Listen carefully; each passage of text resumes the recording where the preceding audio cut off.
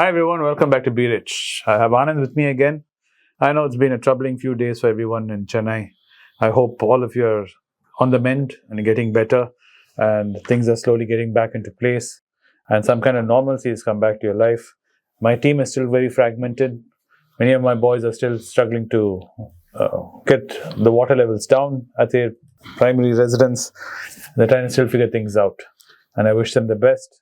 And all of you who are struggling out there, I do wish you all the best. And if there's any way we can support you or help you guys out, do reach out in our various platforms and we'll try and do our best to help you guys out.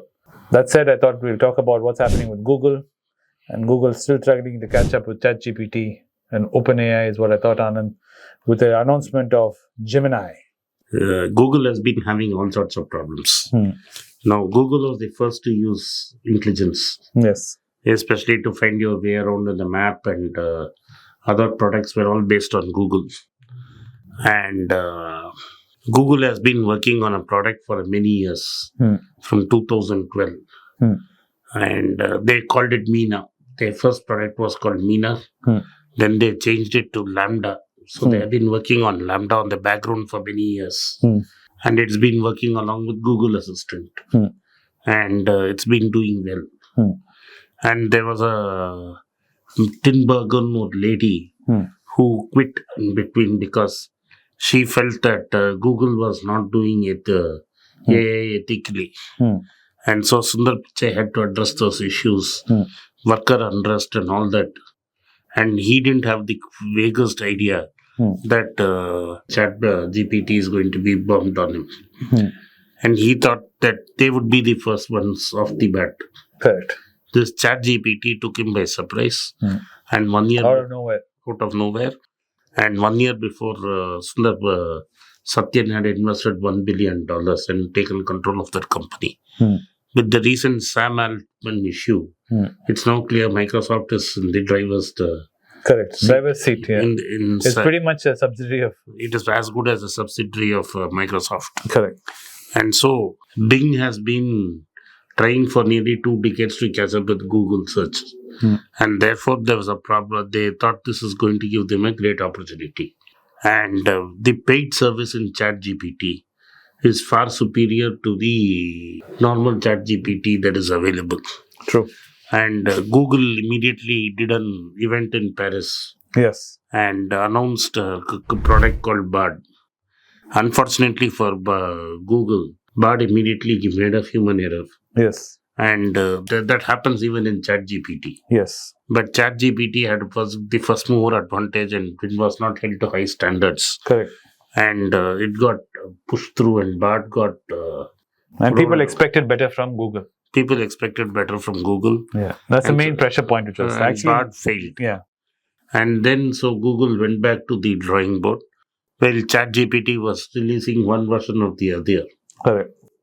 And so Google waited patiently and now they have launched something called Gemini. Yeah, Gemini.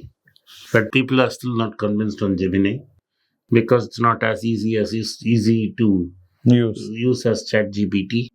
Normally Google products are intuitive and very easy to navigate and use.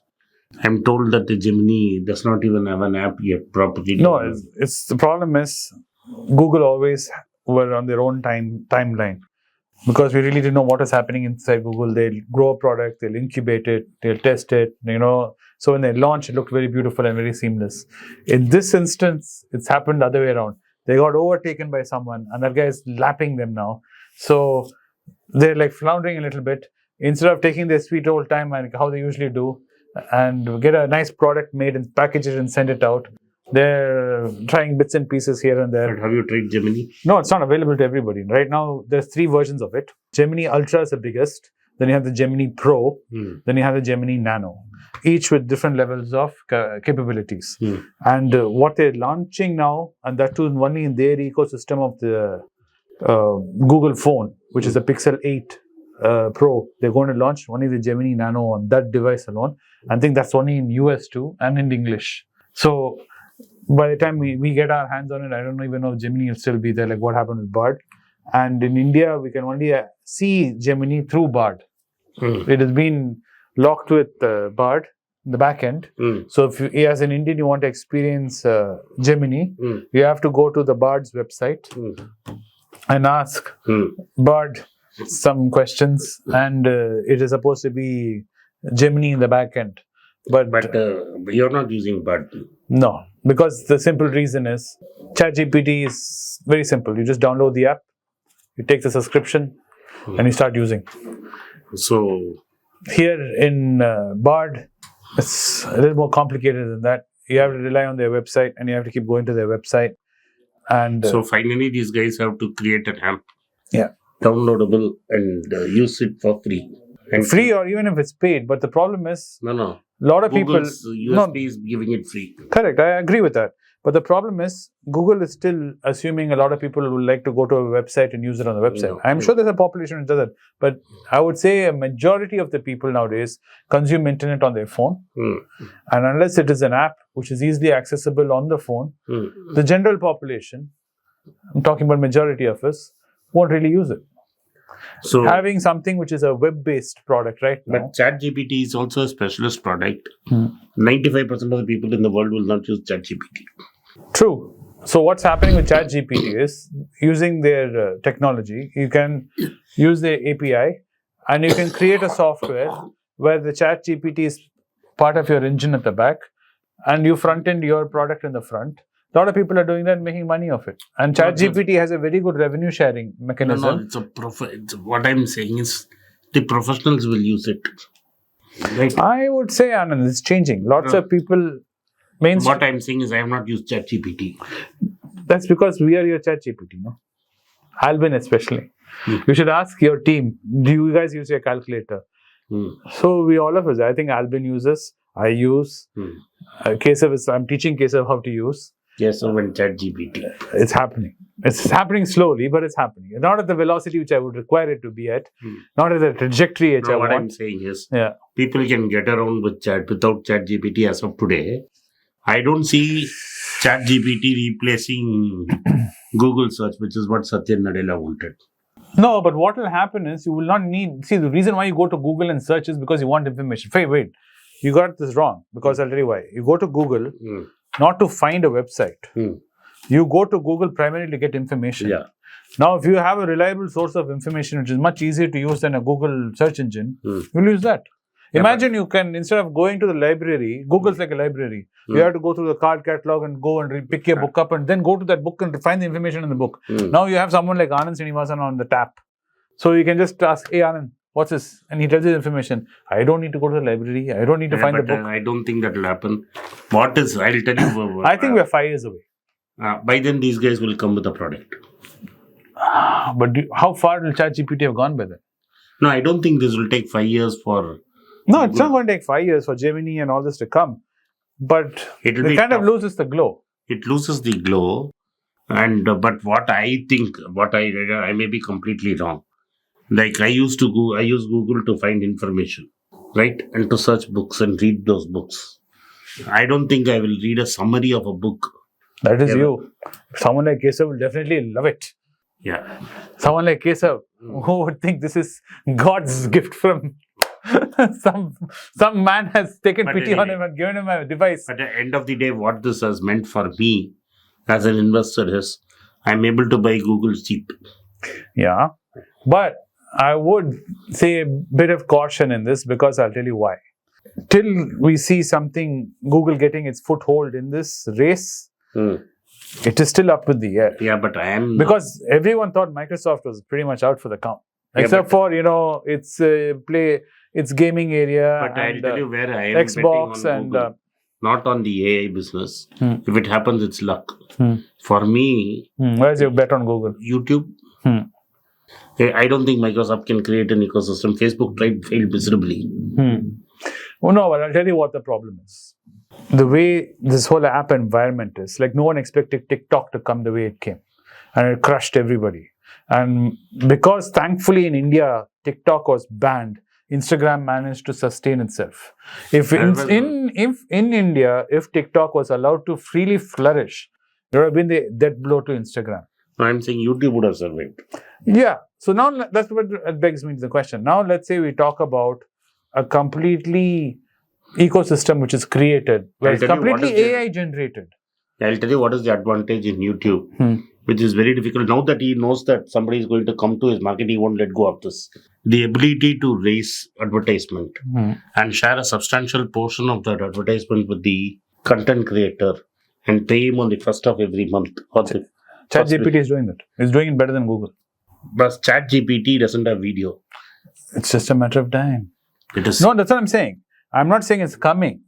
I don't know what is. I cannot, like you rightly say, we cannot see the future. and, But this does give a pause for thought. and their Android system, their Google Maps, and this gives them a huge advantage. Yes, they, like you say, they have lost the glow. How soon they come to catch up is what is going to change things. That's what my fear is. As an investor, you should keep an eye on this. No, but Microsoft is way too expensive. Yeah, I agree. Microsoft is very expensive, but you got to give Satyam Nadella credit. No, He we saw have this a mile away, We saw this 5 and years back. without anybody knowing quietly. Imagine a giant like Microsoft, without nobody noticing, has done a move like this. 5 years back, you could have bought Microsoft. But today, if you buy Microsoft, you are doing an hindsight as an investor. Yes, hindsight bias. I agree on that. Yeah. The price where Microsoft is at is too expensive. You will have to now lick your wounds and wait for a better day. As far as Microsoft is concerned. For me, Google and Apple seem to be in better position. The funny thing about this is Apple in this whole equation. Everybody, Google is fighting AI. Even Adobe is coming with some AI. Everybody is doing AI. Apple Tim is Cook, for some reason, is keeping rather quiet.